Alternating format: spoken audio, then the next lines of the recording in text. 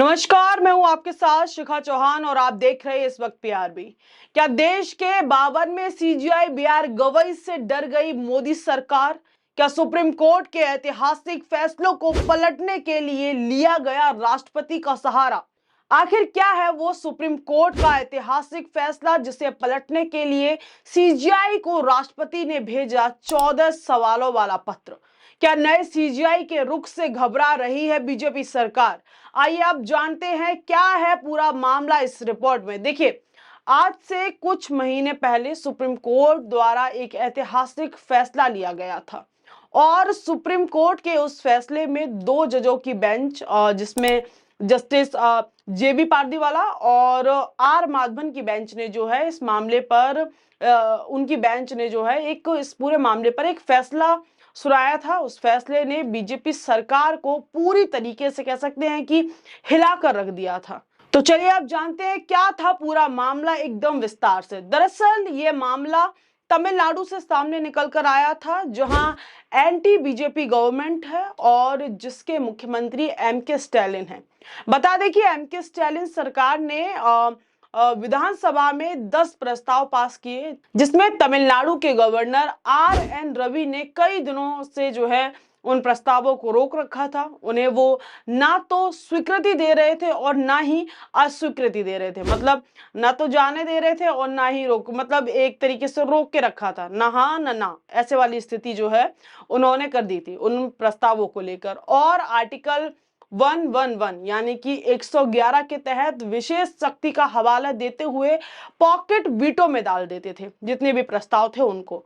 अब आप सोच रहे होंगे कि आखिर ये पॉकेट वीटो क्या है। तो पॉकेट वीटो का मतलब अनिश्चित काल के लिए किसी बिल को पेंडिंग कर देना, मतलब पेंडिंग में डाल देना।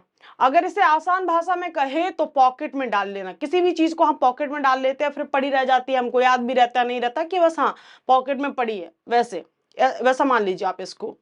तो राज्यपाल के इस रवैये से तमिलनाडु के मुख्यमंत्री एमके स्टैलिन काफी परेशान हुए और सीधा उन्होंने क्या किया कि सुप्रीम कोर्ट का दरवाजा खटखटा दिया इस मामले को लेकर, जहां सुप्रीम कोर्ट के दो जस्टिस जेबी पारदीवाला माफ कीजिए और आर माधवन की बेंच ने जो है इस पर सुनवाई करते हुए आर्टिकल 200 के तहत तमिलनाडु सरकार के जितने भी बिल थे 10 बिलों को ना सिर्फ स्वीकृति दी बल्कि राज्यपाल को 3 महीने के अंदर फैसला लेने के लिए भी बाध्य कर दिया कि कोई भी प्रस्ताव आता तो 3 महीने के अंदर आपको इस पर संज्ञान लेना पड़ेगा और फैसला लेना पड़ेगा। और ये गवर्नर के साथ साथ राष्ट्रपति पर भी जो है लागू कर दिया था, जो कि हमने आपको पहले ही बताया था जब ये मैटर हुआ था।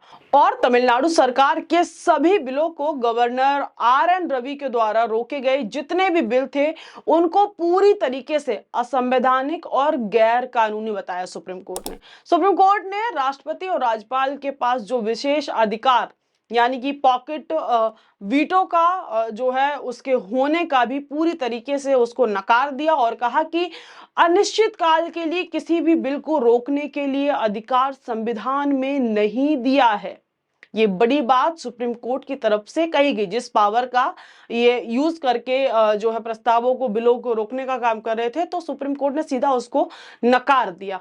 आपकी जानकारी के लिए बता दें कि अमेरिका के अंदर भी राष्ट्रपति को अनिश्चित काल के लिए बिल रोकने का अधिकार नहीं है। देखिए, जो सबसे ज्यादा ह्यूमन राइट्स की या कोई भी राइट्स की बात करें तो अमेरिका करता है। तो अमेरिका के पास भी लोग अमेरिका का एग्जांपल देते हैं ना, ये हम अमेरिका बना देंगे भारत को, ये वो चीज है। तो अमेरिका के पास भी ये अधिकार नहीं है। उन्हें भी मात्र 10 दिन के अंदर बिल को लेकर फैसला करना होता है। अमेरिका के राष्ट्रपति हो या जो भी बिल जैसी चीजें जो पेंडिंग में रहती है, तो मात्र 10 दिन का उनके पास समय रहता है, उसको लेकर उनको जो है उस पर फैसला लेना होता है। और सुप्रीम कोर्ट के इसी फैसले के बाद पूरी भारतीय जनता पार्टी परेशान हो गई और सुप्रीम कोर्ट पर लगातार हमले करने शुरू कर दिए, जो कि आपने पिछले दिनों देखे होंगे कि सोशल मीडिया से लेकर हर जगह सुप्रीम कोर्ट को कैसे टारगेट किया गया और कैसे उल जलूल बातें और टिप्पणियां सुप्रीम कोर्ट को लेकर और जो हमारे पूर्व सीजीआई थे उनको लेकर तमाम चीजें और बातें आपने भी देखी कैसे सामने आई। किसी ने सीजीआई पर आरोप लगाया कि वो देश में गृह युद्ध फैलाना चाहते हैं, तो वहीं उपराष्ट्रपति धनखड़ ने कई ऐसी टिप्पणियां कर दी जो विवादों के घेरे में रहीं। उपराष्ट्रपति धनखड़ ने कहा कि सुप्रीम कोर्ट सुपर संसद की तरह चल रहा है और जो है आर्टिकल जो 142 है, आर्टिकल 142 का परमाणु यानी कि न्यूक्लियर की तरह इस्तेमाल कर रहा है। उपराष्ट्रपति ने आगे कहा कि अदालतें राष्ट्रपति को आदेश नहीं दे सकती, संसद सर्वोच्च है और उसके ऊपर कोई नहीं हो सकता। संसद ही असली मालिक है, वही तय करते हैं कि संविधान कैसा होगा, उनके ऊपर कोई और सत्ता नहीं हो सकती। ये उपराष्ट्रपति धनखड़ के शब्द थे, जिन्होंने जब वो तिलमिला गए थे सुप्रीम कोर्ट के आदेश के बाद, उसके बाद जो उनका ये गुस्सा इन शब्दों के द्वारा फूटा। और बता दें कि इस पूरे मामले पर उस वक्त अभी के सीजीआई बीआर गवई ने अपने बयानों से सत्ता को परेशान कर दिया था। सीजीआई बीआर गवई ने कहा कि अगर कार्यपालिका अपने कामों का पालन नहीं करती है, उसमें विफल रहती है, तो न्यायपालिका हाथ पर हाथ रख के नहीं बैठ सकती। और अब देखना यह है कि राष्ट्रपति मुर्मू द्वारा सीजीआई को जो 14 सवाल भेजे गए हैं, उसका सीजीआई क्या जवाब देते हैं। वही सवाल ये भी है कि क्या सुप्रीम कोर्ट के ऐतिहासिक फैसलों को सीजीआई इन दबावों के बीच पूरी तरीके से पलट दें, क्योंकि देखिए अब ये आप भी देख रहे होंगे स्थिति कि कहीं ना कहीं सुप्रीम कोर्ट पर, नए सीजीआई पर पूरी तरीके से दबाव बनाने की कोशिश की जा रही है। अब देखिए राष्ट्रपति के ये जो 14 सवाल क्या कुछ हैं, और उनमें से जो है उन सभी में से, उन सवालों में से जो 4 महत्वपूर्ण सवाल हैं, एक बार देखिए फटाफट उन पर भी नजर डाल लेते हैं। देखिए, तो पहला सवाल ये है कि जो राष्ट्रपति मुर्मू के द्वारा सीजीआई से पूछे गए उन 14 सवालों में से जो 4 महत्वपूर्ण है, वो आपको एक बार मैं बताने का प्रयास करती हूँ। देखिए, पहला देखिए महत्वपूर्ण कि राज्यपाल की भूमिका। संविधान के अनुच्छेद 200 के तहत राज्यपाल को विधेयक प्रस्तुत होने पर जब विधेयक पेश किया जाएगा, तो उनके पास उपलब्ध संवैधानिक विकल्प क्या है। क्या वे विधेयक को अनिश्चित काल तक के लिए लंबित कर सकते हैं, पहला सवाल पूछा गया। दूसरा, समय सीमा का निर्धारण, उसको लेकर सवाल पूछा गया कि क्या सुप्रीम कोर्ट विधेयकों पर राज्यपाल या राष्ट्रपति द्वारा निर्णय लेने के लिए समय सीमा तय कर सकता है। तीसरा, देखिए संवैधानिक प्रक्रिया को लेकर पूछा गया कि विधेयकों को मंजूरी, अस्वीकार या पुनर्विचार के लिए वापस करने की प्रक्रिया को कार्यपालिका और न्यायपालिका की सीमाएं क्या हैं, ये सवाल पूछा गया। और चौथा और बहुत जो कह सकते हैं कि महत्वपूर्ण न्यायिक हस्तक्षेप को लेकर सवाल पूछा गया कि क्या न्यायपालिका विधायी प्रक्रिया में हस्तक्षेप कर सकती है, विशेष रूप से विधायकों को मंजूरी देने की प्रक्रिया में क्या वो हस्तक्षेप कर सकती है या नहीं कर सकती है। तो ये सवाल वैसे 14 बहुत बड़े सवाल हैं, बहुत ज्यादा चीजें हैं, लेकिन 4 ही महत्वपूर्ण सवाल आप समझ लीजिए और इनसे आप आइडिया लगा सकते हैं कि और किस किस तरीके के सवाल जो है मुर्मू द्वारा पूछे गए। अब इन सभी सवालों को सुनकर आपके मन में एक सवाल उठ रहा होगा कि राष्ट्रपति को ये सवाल पूछने के लिए कौन परामर्श देता है।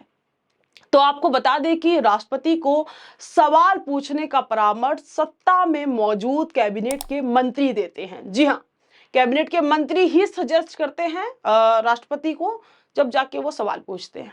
और अब देखना दिलचस्प होगा कि सीजीआई खन्ना के बाद देश के 52वें मुख्य जो न्यायाधीश बने हैं सीजीआई नए, वो बीआर गवई इस पूरे मामले से कैसे निपटते हैं। ये पूरा मामला सीजीआई गवई के लिए किसी चुनौती से कम नहीं है, क्योंकि आप सब भी जानते हैं कि सीजीआई को एक और महत्वपूर्ण मुद्दे पर फैसला करना है और वो मुद्दा है वक्फ बिल। जी हाँ, वक्फ बिल का जो सरकार सीधे सीधे जो वो वक्फ बिल का मामला है वो सीधे सीधे सरकार को चुनौती देता है, और वहीं सीजीआई के ऊपर पड़ रहे इस दबाव को वक्फ बिल से भी जोड़कर देखा जा रहा है। क्योंकि देखिए मुर्मू ने आज सवाल पूछे, राष्ट्रपति जो मुर्मू है हमारी, उन्होंने सवाल पूछे और 20 मई को वक्फ के मुद्दे पर सुनवाई होनी है। गौर कीजिए इस बात को, 20 मई को सुनवाई होनी है। सीजीआई गवई वक्फ मामले पर सुनवाई करने वाले हैं और उससे ठीक पहले 14 सवालों के जवाब मांगे गए हैं और तमाम फर्रे बड़े बड़े लिखकर सीजीआई के पास जो है भेजे गए हैं।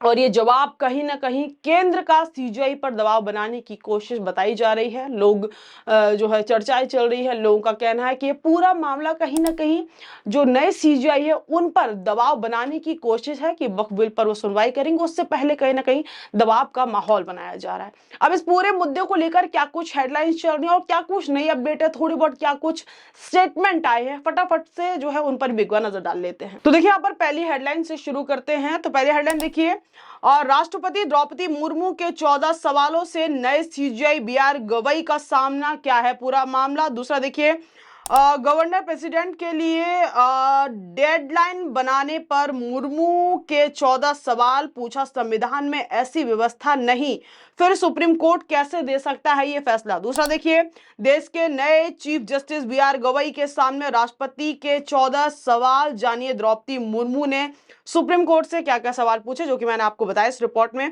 क्या विधेयकों पर मंजूरी की समय सीमा तय कर सकता है सुप्रीम कोर्ट, क्वेश्चन मार्क, मतलब सवाल पूछा है।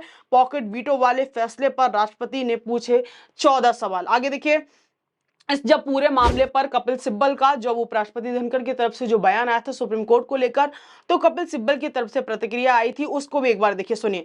जगदीप धनखड़ के बयान पर मुझे दुख है और आश्चर्य हुआ। आज किसी संस्था पर पूरे देश में भरोसा किया जा सकता है तो वो है न्यायपालिका। ये कपिल सिब्बल का कहना था कि न्यायपालिका पर भी जो है आप सवाल खड़े कर रहे हैं, जबकि न्यायपालिका पर पूरा हर कोई जो है, देखिए सर्वोच्च न्यायालय से ऊपर कुछ नहीं है, इस पर सब विश्वास करते हैं, उसको लेकर भी सवाल खड़े किए गए। इस पर जो है कपिल सिब्बल ने अपनी प्रतिक्रिया दी थी। देखिए आगे कहा कि राज्यसभा सांसद कपिल सिब्बल ने कहा कि जब कार्यपालिका काम नहीं करेगी तो न्यायपालिका को हस्तक्षेप करना ही पड़ेगा। भारत में राष्ट्रपति नाम मात्र का मुखिया है, राष्ट्रपति राज्यपाल को सरकारों की सलाह पर काम करना होता है। और उपराष्ट्रपति की बात सुनकर मैं हैरान हूं और दुखी भी हूं, उन्हें किसी पार्टी की तरफदारी करने वाली बात कतई नहीं करनी चाहिए, कपिल सिब्बल ने ये कहा था। और उसके बाद देखिए, जब तमिलनाडु के मामला जो था, जो 10 विधेयक को रोक के रखा था, उस पर जब सुप्रीम कोर्ट ने फैसला सुनाया था, उस पर भी कपिल सिब्बल ने प्रतिक्रिया दी थी। उन्होंने कहा कि सुप्रीम कोर्ट ने बिल पर फैसले में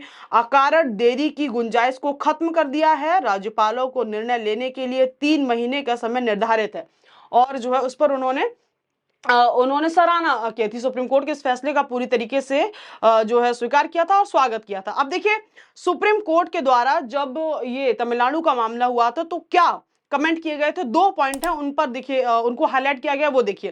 पहला, जस्टिस जेबी पारदीवाला और जस्टिस आर माधवन की बेंच ने कहा कि राज्यपाल द्वारा 10 विधेयकों को राष्ट्रपति के पास भेजना अवैध और मनमाना है, यह कार्रवाई रद्द की जाती है, राज्यपाल की सभी कार्रवाई अमान्य है। दूसरा देखिए, बेंच ने कहा कि जो राज्यपाल हैं रवि ने भले मन से काम नहीं किया, इन बिलों को उसी दिन मंजूरी माना जाएगा जिस दिन विधानसभा में बिलों को पास करके दोबारा राज्यपाल के पास भेजा गया था। यानी कि जो बिल थे सरकार के, उनको पास माना जाएगा जिस दिन वो विधानसभा में पेश हुए थे और उनको पास कर दिया गया था, उसी दिन से वो पास माने जाएंगे।